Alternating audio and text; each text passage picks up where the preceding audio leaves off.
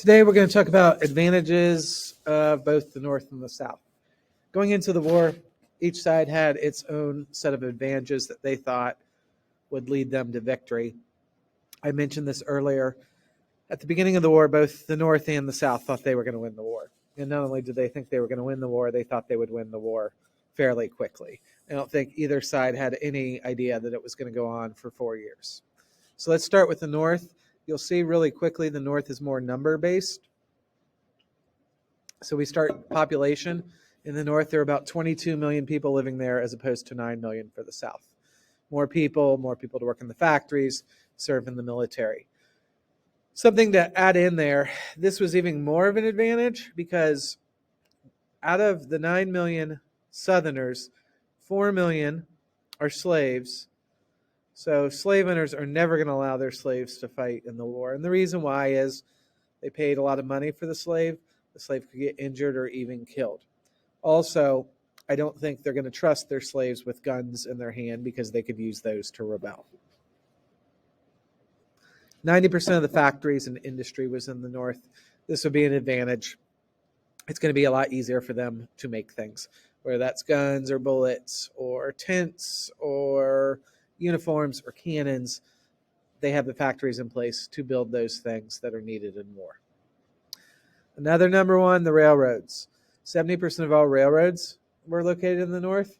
So you can kind of combine these two.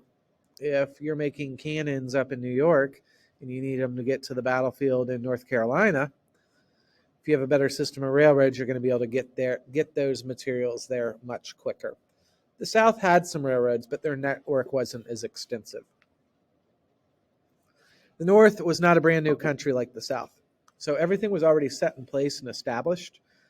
Perhaps the biggest advantage was the Navy. The South, when they formed their own country, they had no Navy. They had no ships, nothing. So they're going to have to build that from scratch, which is going to be a disadvantage for the South and obviously a northern advantage. The final one is the North. Again, being the established country, the United States, their economy is already set. They have a good system of currency and money in place. This is going to be a struggle for the South throughout the war. They're going to come up with their own currency, but they're going to deal with inflation a lot more, so stuff was more expensive.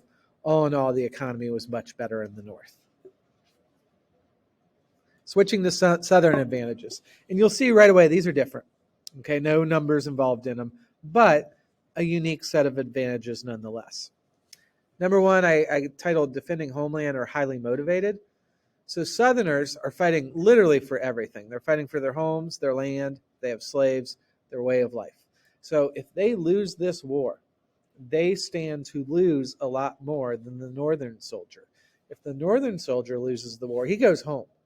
Life goes on pretty much as normal. We can't say the same thing for the South. Skilled and effective commanders. More of the nation's officers were Southerners. An officer is your higher ranking person in the military. It's your colonels and your lieutenants and your generals. Remember, before the North and South split, there was just one army with all these generals and officers.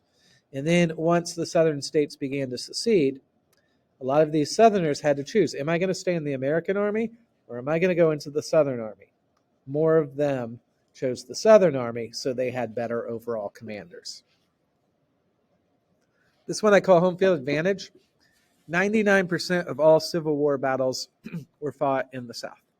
And the reason why was because in order to win the war, the North is going to have to go down to the South and basically conquer them and defeat them and drag them back into the country.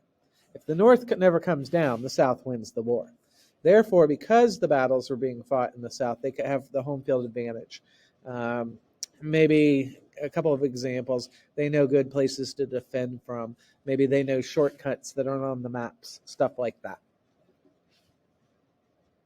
This one I just kind of mentioned, and these two kind of go hand in hand, but they're a little different. They didn't have to attack the North to win the war. It was the South that left the country. If the North wants them, they have to go down and get them back. Also, in war, it is much easier to defend than it is to attack.